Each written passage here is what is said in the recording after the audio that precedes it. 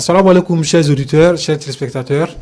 Nous abordons à nouveau la question de la finance islamique avec un nouveau invité. Cette fois-ci, cette question sera abordée sous un autre angle et c'est le thème qui nous permettra évidemment d'aborder cet angle-là.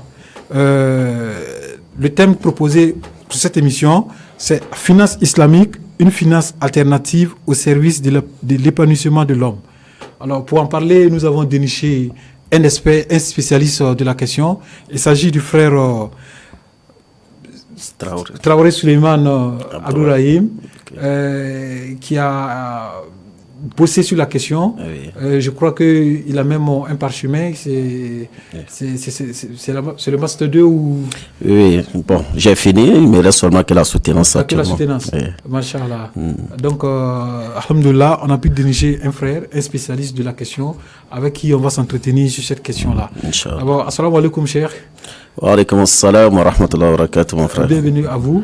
Merci beaucoup. À la radio Al-Ouda, la chaîne de la guidance. Alhamdulillah. Ça nous fait plaisir de voir des frères qui sont très pointus sur des questions nouvelles, comme la question de la finance islamique. Okay. Alors, déjà, c'est aussi un intellectuel, parce que ce n'est pas seulement quelqu'un qui a bossé sur des questions de la charia. Alors, je vais vous laisser la parole pour que vous essayiez de nous dire davantage sur votre statut. Okay, alhamdulillah, wa salatu wa salam ala rasulillah, Allahumma salli ala Muhammadin nabiyil ummi wa ala alihi wa sahbihi wa sallim. Toutes les louanges sont à Allah subhanahu wa ta'ala qui nous a permis d'être ici aujourd'hui. Aujourd'hui c'est vendredi, donc c'est un grand jour, donc nous le remercions pour cela. Que sa paix et sa bénédiction soient sur le prophète Muhammad, sa noble famille et ses compagnons dévoués. Donc alhamdulillah, ce n'est pas toujours aisé de se présenter soi-même, hein. Voilà, donc ouais, beaucoup de choses. Non, voilà. on va c'est ce que vous avez fait, ce sont les faits, comme on dit au journalisme. Okay. Voilà, donc bon,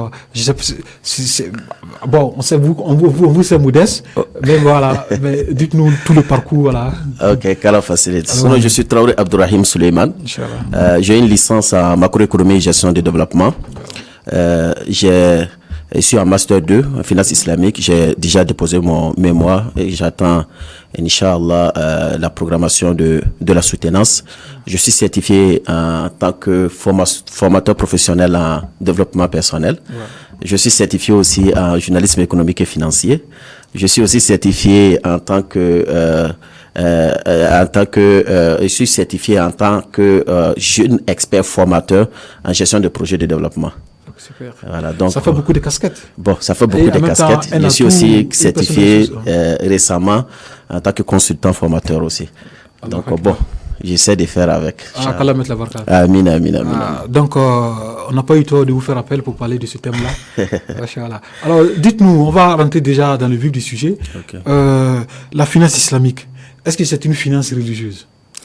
La finance islamique... Parce qu'il y a finance et puis il y a islamique. Islamique. Ouais. Comme le disait l'un de mes professeurs, le professeur Sawadwa Amidou, la finance islamique, c'est d'abord la finance à laquelle on applique les préceptes de la religion musulmane. D'accord. C'est pourquoi vous allez voir certaines personnes dire que la finance islamique est un compartiment de la finance mondiale. C'est d'abord la finance à laquelle on applique les principes et les règles de l'islam. C'est ce qui fait de ça une finance qui est islamique. Mais les principes et les règles islamiques qui vont être appliquées ici sont d'ordre éthique, sont d'ordre un peu de justice, voilà, conforme à la religion. Sinon, c'est d'abord une finance, mais qui respecte les principes et les lois de l'islam. De l'islam. Ouais. Alors, qui parle de l'islam parle des sources, notamment le Coran, la Sunna, et puis le Qiyas, et puis voilà, tout ce qui suit.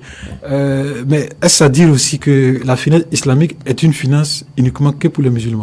La finance islamique n'est pas seulement que pour les musulmans. D'accord. La finance est ouverte à tout le monde. En fait, dans d'autres contrées, les gens vont parler beaucoup plus de finance participative. Quand vous regardez un peu les différents pays européens, l'Angleterre est très avancée en termes de finance islamique. C'est parce qu'ils ont compris un certain nombre de choses. Ils ont compris un certain nombre de choses. Ils ont compris l'islam ou... Ils n'ont pas compris l'islam, mais ils ont compris que la finance islamique était la meilleure finance qui était adaptée à la réalité des humains. D'accord. J'ai même une partie du discours de Christine Lagarde ici, en 2015, alors qu'elle était encore responsable du FMI. Oui, là, on était en plein milieu dans la crise financière mondiale. Dans la crise financière. Elle nous dit que la finance islamique peut en principe devenir un facteur de stabilité financière, car le partage du risque réduit le ratio d'endettement et les échanges sont adossés à des actifs tangibles, donc entièrement garantis. La finance islamique ne connaît pas de déconnexion entre le monde économique réel et le monde économique fictif. Tout est tangible. Alors que dans le monde classique que nous avons aujourd'hui, il y a une déconnexion totale avec la réalité, qui fait qu'à chaque fois, il y a des crises qui se répètent. Voilà. Donc, pour dire qu'en réalité, la finance islamique n'est pas faite seulement que pour les musulmans, c'est fait pour tout le monde. Oui, bon, moi, ça m'intrigue quand même que vous citez Christine Lagarde. Certainement, quand je regarde vos notes, il y a d'autres auteurs aussi que vous avez cités. Quelle lecture vous faites? Une personne qui n'est pas musulmane, mais qui s'intéresse ou qui connaît mieux certains aspects de la religion musulmane que les musulmans. Je ne dirais pas qu'il n'y a pas des oulémas qui ont écrit sur la question, mais bon, peut-être qu'on aurait dû entendre pendant cette crise-là des musulmans lever beaucoup la voix, mais bon, peut-être que c'est nous qui n'avons pas suivi. Mais une personne, Christine Lagarde, qui économiste FMI, du système que nous connaissons, du système financier qui a produit la crise. Classique, voilà.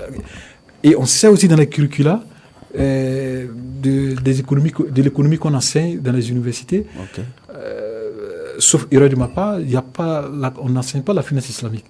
Mais comment se fait que ceux-là ils connaissent très bien la finance islamique au point de trouver que ça peut être une alternative à la finance que nous avons actuellement? Comment vous avez ressenti ça? En fait, quand vous poussez les recherches, vous vous rendez compte qu'en réalité, les gens étudient beaucoup plus que nous-mêmes, les musulmans. D'accord. Les gens étudient beaucoup plus notre religion plus que nous-mêmes. Wow. Ouais. À l'image des chrétiens, ce sont les personnes qui connaissent réellement comment fonctionne la finance islamique. Mais simplement, la finance islamique a un problème. Le problème, c'est le mot islamique qui s'est ajouté. Je vous assure que si on l'avait appelé finance participative, c'est une finance participative, ou bien finance éthique, elle aurait eu beaucoup plus de valeur aux yeux des autres. Mais le mot islamique est un problème chez beaucoup de personnes. C'est comme aujourd'hui, quand on parle de la charia, automatiquement, les gens pensent à couper la main. Alors que la charia, c'est au-delà de cela. La charia, c'est au-delà de cela. Elle n'est pas la seule. Il y a beaucoup de personnes, puisque ces personnes se sont penchées un peu sur les différentes crises que rencontre l'économie. Ils ont essayé de faire la liaison. Ils ont vu que beaucoup même ont proposé à ce qu'on revienne sur le système islamique. Et vous allez voir que en Angleterre, par exemple, ils sont très en avance par rapport à nous-mêmes qui sommes ici. Ils sont beaucoup plus en avance. Quand vous partez un peu, mais même en France, la France même est en train de revoir ses tests pour pouvoir l'adapter beaucoup plus. La France qui tient où? En fait, pas toute la France, mais en fait, le problème aussi, c'est les médias. Voilà, les médias qui amplifient ce discours anti-islamique, tout et tout. C'est les médias, et puis aussi, comme je l'ai dit, le mot islamique gêne en fait. Ça dérange. Donc ça fait, personne ne veut, surtout les Occidentaux de façon générale, ils ne veulent pas avoir cette étiquette-là sur eux-mêmes. D'accord. Ouais. C'est comme aujourd'hui, quand on classe les écoles, les meilleures écoles en Angleterre, ce sont les écoles de confession islamique. Les 20 meilleures écoles de l'Angleterre, chaque année, ce sont les écoles islamiques. Mais vous n'allez pas entendre ça dans les médias. Vous n'allez pas entendre ça dans les médias. Pourquoi? Parce que pour eux, en le faisant, peut-être c'est fait la valeur de la promotion et autres de l'islam. Donc, pour éviter cela, bon, en fait, c'est le mot seulement qui cause problème. Donc, Christine Lagarde et autres, à l'instant de d'autres grands chercheurs, d'autres grands savants du monde économique, ils reconnaissent que, en fait, la finance islamique, c'est la meilleure forme. Puisque là-bas, il y a le partage des profits et des pertes.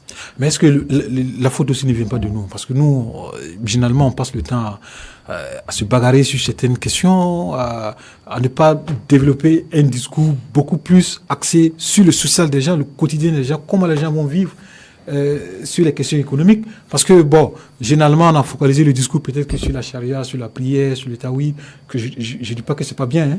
Voilà, c'est bien. Mais peut-être qu'on a pêché un peu aussi à ce niveau-là.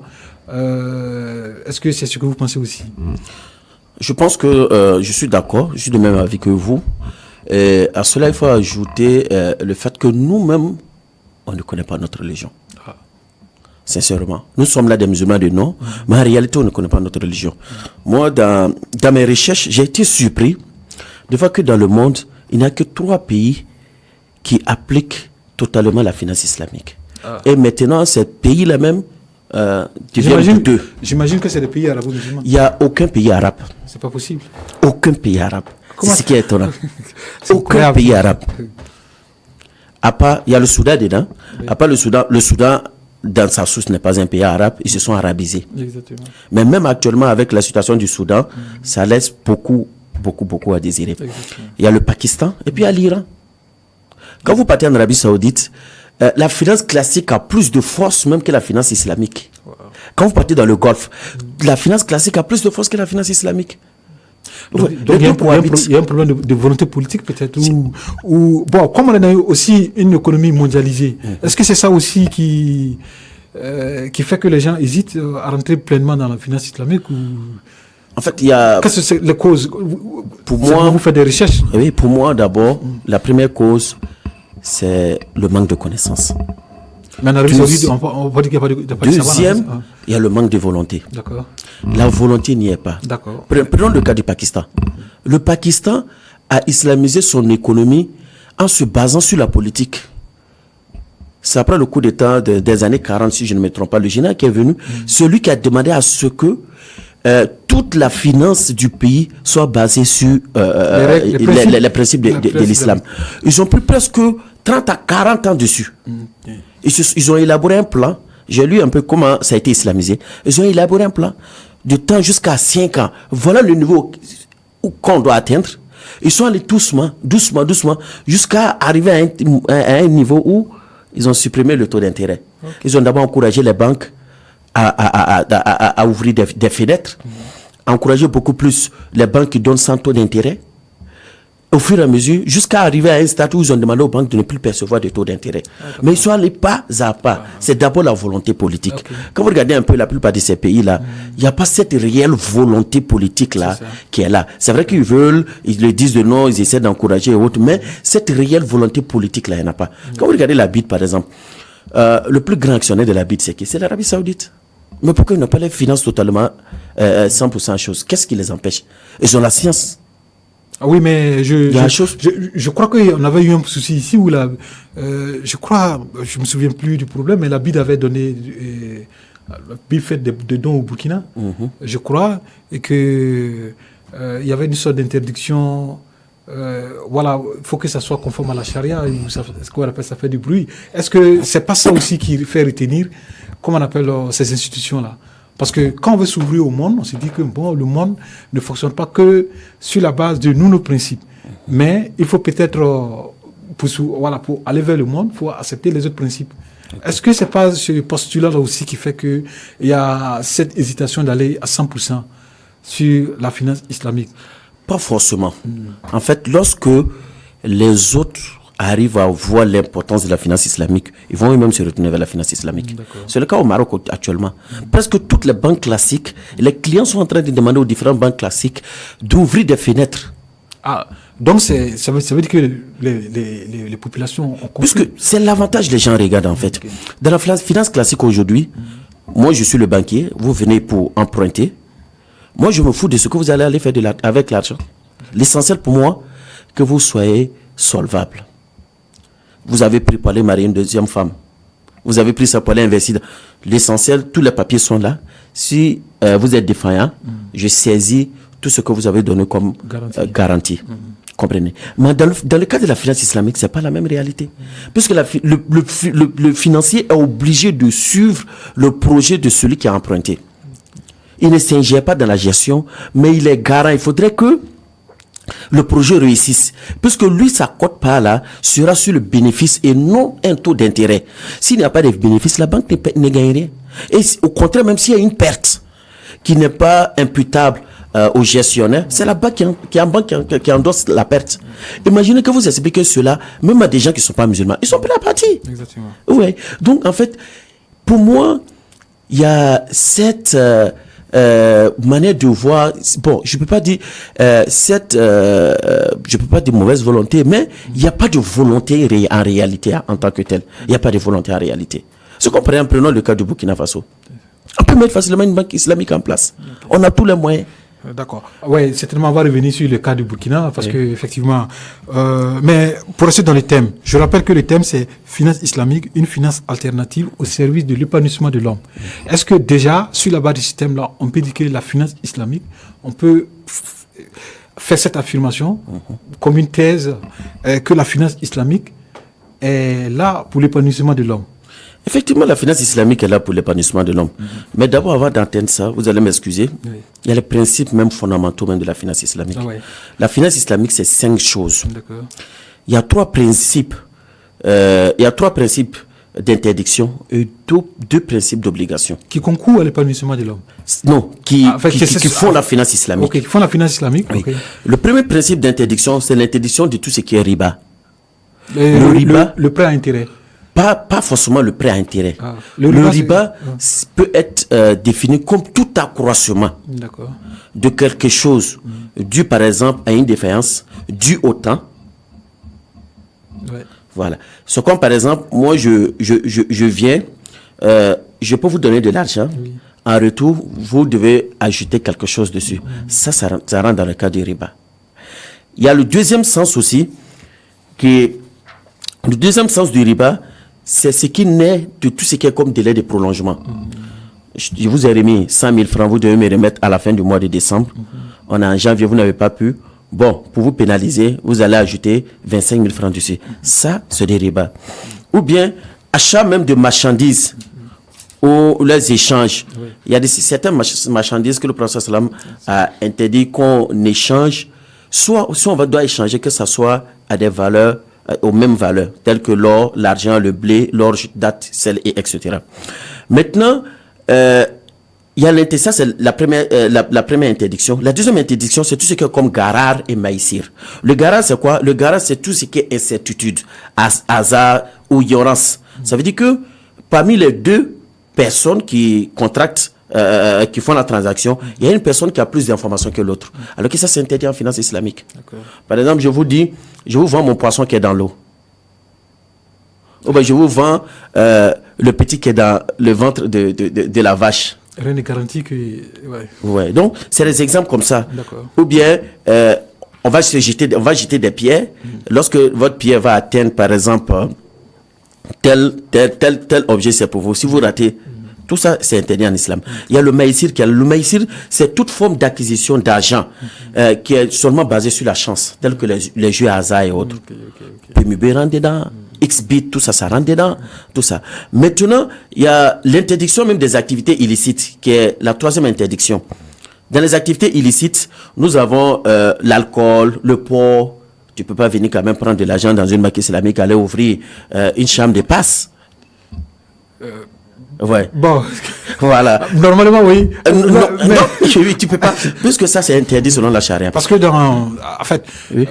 parce que vous avez dit quelque chose qui est true. Parce que j'ai l'impression aussi, parce que là, je sais pas si ça va être une contradiction, parce que la finance islamique, c'est pas une finance. C'est une finance pour tout le monde. Mais tout le monde n'est pas d'accord que l'élevage du porc, c'est mauvais. N'est-ce pas? De 2, vous avez les jeux de hasard. Maintenant, dans l'autre sens, bon, il y a des musulmans, mais je ne sais pas s'il faut dire que c'était un problème de foi, mais souvent qui sont dans ces activités-là. Alors, qui faut accuser? C'est simple. Ces musulmans même savent que l'activité dans laquelle ils sont est une activité interdite. Ah, d'accord. Certains le font en cherchant des prétextes. Ah, d'accord. Dieu a été clair. Et le prophète sallallahu aussi a été clair. Donc, al-halal bayyin ou al-haram bayyin. C'est-à-dire, tout ce qui est halal est clair. Tout ce qui est haram est clair. C'est parfois nous qui cherchons à nous entêter seulement. Maintenant, moi je donne mon argent en fonction de certaines conditions. Si vous acceptez de respecter ces conditions, je vous finance. Si vous n'acceptez pas, je garde mon argent. La finance islamique, c'est comme ça. Donc voici les 3 principes d'interdiction. Il y a 2 principes maintenant d'obligation. Le premier principe, c'est quoi? C'est le principe de partage de profit et de perte. Ce qui n'est pas le cas au niveau de la finance classique. Non, la finance classique, c'est la solvabilité. Ouais. Mais alors que la finance islamique, c'est la rentabilité. La finance islamique est obligée de suivre, d'aider en cas de problème, essayer de voir comment pouvoir aider la personne pour que ça réussisse. Dès que ça réussit, la finance islamique aura une partie du bénéfice, mais pas l'intérêt. Il y a des gens qui confondent les deux. L'intérêt est totalement différent du bénéfice. Je vous donne 100 000 francs. Oui. Vous me remettez à la fin 150 000 francs. Ça, c'est de l'intérêt. Je vous donne 100 000 francs, vous travaillez. Et le bénéfice que vous allez avoir, moi, j'aurai 30% du bénéfice. Ça, c'est pas du tout d'intérêt. Ah, c'est pas tout d'intérêt. Non. D'accord. Vous travaillez et à la fin, les 100 000 francs qu'on vous a donné comme financement, vous en avez. Mais les critiques disent qu'on ne voit pas, il n'y avait pas de différence. Il y a bien sûr. La différence, c'est le changement du nom. Non. C'est différent. D'accord. Quand on parle de taux d'intérêt, c'est fixé à l'avance. Le montant est connu à l'avance. Ah, d'accord. C'est fixé à l'avance. Dans le contrat. Oui, dans le contrat, le taux d'intérêt est connu à l'avance. Okay. Dans le cas du profit, ce n'est pas le cas. Okay. Comprenez? Que l'activité réussisse ou pas, vous allez payer avec le taux d'intérêt. Exactement. Ce n'est pas le cas avec le profit. Okay. Comme je l'ai dit, vous avez financé 100 000 francs, vous vous retrouvez avec un bénéfice de 100 000 francs. 30% des 100 000 francs, ça fait 30 000 francs. Oui. Vous payez les 100 000 francs, vous me payez les 30 000 francs ajoutés. Maintenant, si dans l'exécution de votre activité, vous avez perdu, à la fin, vous vous retrouvez avec 90 000 francs. Ça ne vaut pas les 100 000 francs que vous avez pris. La BAC, c'est la banque qui accepte de perdre les 10 000. D'accord. Pour aller un peu... Okay. Voilà. Est-ce que la finance islamique, un jour, peut se mettre à la place de la finance classique à l'échelle mondiale, vu que l'échelle et la finance classique aujourd'hui est beaucoup plus basée sur les interdits de la finance islamique. Est-ce qu'il faut espérer? Est-ce qu'on peut espérer? Pour être réaliste? Il faut espérer. Okay. Je pense qu'on va espérer. Et moi, j'espère beaucoup aussi. Okay. Pour moi, c'est... Surtout que vous avez dit que même les pays musulmans apparemment traînent les pieds pour... Oui. En fait, ça donne pas... En fait, ça, vraiment, je sais pas, il y a de quoi être découragé. Effectivement, dans mes recherches, quand je suis tombé sur tout ça, d'abord, ça m'a déboussolé, parce que je ne pouvais pas imaginer cela, en fait. Ouais. Maintenant, pour que je dise qu'on peut espérer, lorsque les gens sauront qu'en réalité, c'est dans cette finance-là qu'on s'assoit réellement, les gens vont venir vers elle. J'ai pris le cas du Maroc. Aujourd'hui, les gens demandent de plus en plus aux banques classiques d'ouvrir des fenêtres. Parce qu'ils savent qu'en réalité, c'est cette finance-là qui est beaucoup plus adaptée à la réalité de la vie de l'homme. Comprenez? Exactement. Maintenant, lorsque les gens auront cette grande information, les gens, même aujourd'hui, même nos oustaz, vous allez m'excuser, les oustaz, vous allez m'excuser, beaucoup de nos oustaz, même au Burkina, n'ont pas de grandes notions sur la finance islamique. Exactement. Il y a certaines questions, quand on aborde ça sur le plan économique, c'est haram, c'est bid'a, c'est pas normal. Mais en réalité, ce n'est pas ça. Il faudrait qu'eux-mêmes, ils cherchent à connaître, ils cherchent à fouiller eux-mêmes. Exactement. Quand on regarde les grands imams qui sont passés, c'est des gens qui connaissaient réellement tous ces aspects-là. C'est très important. Donc parfois, les oussas même pénalisent sans savoir. C'est pas parce qu'ils sont spécialisés. Bon. Mais qui peut-être souvent, par la force des choses, se trouvent obligés de se prononcer sur certains sujets, même s'ils n'ont pas la maîtrise. En fait, c'est ça le plus grand problème. Voilà. Je lisais un discours de l'imam Malik qui dit qu'il faut apprendre à dire à tes élèves « je ne connais pas ». De sorte que ça reste dans leur esprit. Okay. Que lorsqu'on leur pose des questions qu'ils ne connaissent pas, qu'ils disent qu'ils ne connaissent pas. Il y a l'histoire de l'homme qui a quitté l'Égypte jusqu'à Médine pour poser des questions à l'imam Malik. Il y a 40 questions auxquelles l'imam Malik n'a pas pu répondre. Okay. Donc, il s'est plaint. Pour lui, il était le summum la sommité de la connaissance. De la connaissance ostentatoire. L'imam Malik a dit, mais si je ne connais pas. Ouais. Donc, pour dire que mais aujourd'hui, on a des imams, on a des spécialistes de tous les domaines. C'est pas possible. Ouais. On ne peut pas être spécialiste de tous les domaines. C'est pas possible. D'accord, on revient à la finance islamique. Ok, et le dernier principe d'obligation, là, c'est l'adossement aux actifs tangibles. C'est-à-dire que la finance islamique ne doit pas être totalement déconnectée de la réalité même des choses. Ouais. Alors qu'aujourd'hui, quand on regarde un peu la finance classique, là, il y a une déconnexion totalement. Totalement. Ouais. Même aujourd'hui, ça ajoute tout ce brouhaha, tel que les choses ex-bit, même quand on parle des choses, des crypto-monnaies et autres, les bitcoins, les gens n'arrivent pas à comprendre. Les gens ne veulent pas comprendre, en fait, puisque on aime trop la facilité. Exactement. On aime trop la facilité.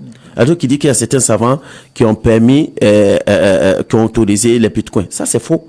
D'accord. C'est un thème qu'on va aborder avec vous, Inch'Allah, c'est promis. On va rester dans le cadre de notre finance islamique. Okay. Parce que je vois que le temps aussi est en train de courir avec nous. Ok, ça marche. Déjà, on a beaucoup d'institutions au Burkina Faso, qui se sont lancées dans la finance islamique. Est-ce que c'est une bonne nouvelle? Ça doit être une bonne nouvelle quand même pour le musulman d'abord. Oui. Avant d'être une bonne nouvelle pour la nation, puisque c'est une finance éthique, comme vous l'avez dit. Ok. Effectivement, c'est pas seulement que le Burkina, la zone UMOA, puisque mon mémoire portait sur ça. Ah, d'accord. Alors, quelle réforme du cadre réglementaire pour l'épanouissement des institutions financières islamiques dans l'espace UMOA. Wow. Donc, j'ai travaillé un peu, je suis allé en Côte d'Ivoire, j'ai échangé avec d'autres du Niger et tout ça. Donc, un peu dans la sous-région, j'ai un peu une cartographie de toutes les institutions islamiques qui existent avec des agréments et qui existent qui n'ont pas d'agrément. Il y a beaucoup qui sont là qui n'ont pas d'agrément. Qui ont des agréments de finance classique, mais qui essaient de faire la finance islamique à côté, mais qui n'ont pas d'agrément des finances islamiques. C'est ceux qui disent qu'ils ont une fenêtre. Bon, pas une fenêtre, mais leur objectif, c'est d'atteindre ça. D'accord. Ouais. Maintenant, même la lenteur au niveau de la BCA, j'en parle dans mon mémoire et tout. Donc, pour dire qu'en réalité, c'est une bonne nouvelle. On prie Dieu que vraiment ça puisse aller. Ce qui m'a tiqué un peu en Côte d'Ivoire, qui m'a beaucoup plu, j'ai vu qu'il y avait une assurance islamique en Côte d'Ivoire. Il y a deux structures qui font l'assurance islamique en Côte d'Ivoire. Ah, ça c'est une bonne nouvelle. Ouais. Mais au Burkina, on n'en a pas. Ouais, au Burkina, on n'en a pas.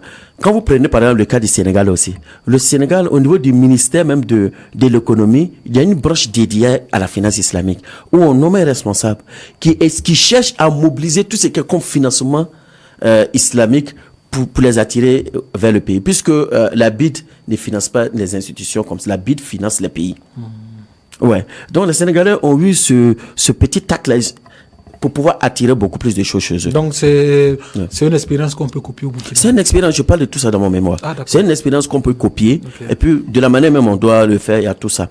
Mais le souci c'est quoi? C'est vrai qu'on a un grand nombre de finances islamiques et autres, d'institutions financières. On a la Coris Bank qui est là. Bon, on ne va pas citer de nom pour ne pas faire de la publicité. On ne va pas citer de nom. On a une banque qui est présente dans tous les 8 pays de l'UEMOA, sauf la Guinée-Bissau. Ils sont en perspective puisque m'ont fait savoir cela. Il y a d'autres banques et autres, et puis il y a des microfinances.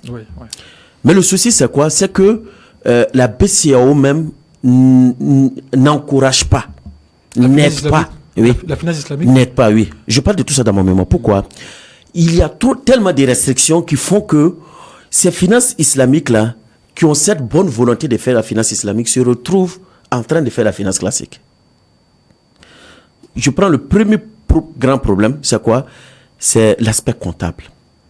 Vous pratiquez la finance islamique et on vous dit d'adapter votre comptabilité à la comptabilité classique. La comptabilité où il y a des taux d'intérêt. Peut-être que c'est parce qu'ils n'ont pas les outils, ils n'ont pas développé les outils, ou il n'y a pas de proposition en termes d'outils, parce qu'ils ne peuvent que fonctionner. Ils disent qu'ils sont en train de travailler dessus, mais pour nous c'est trop lent. L'accord a été signé avec la BID depuis 2012. C'est en 2018 qu'il a eu 4 instructions pour gérer un peu la vie de ces institutions financières islamiques là dans l'espace UMOA. Et puis même ces 4 instructions-là, nous, personnellement, moi je considère ça comme un cadre réglementaire, mais en réalité, ce n'est pas un cadre réglementaire. Ouais, c'est trop lent. Vous comprenez? Il y a le problème même du refinancement. Mais est-ce que pour vraiment, je comprends ce que vous dites, mais est-ce qu'au fond, il n'y a pas eu cette guéguerre entre la finance islamique et la finance classique? Est-ce que la finance islamique est vue d'un bon œil comme un complément par les animateurs de l'autre finance, ou un concurrent, ou quelque chose qui va peut-être les tuer? Je ne sais pas. Est-ce que ça ne rentre pas dans le cadre un peu de la normalité des choses?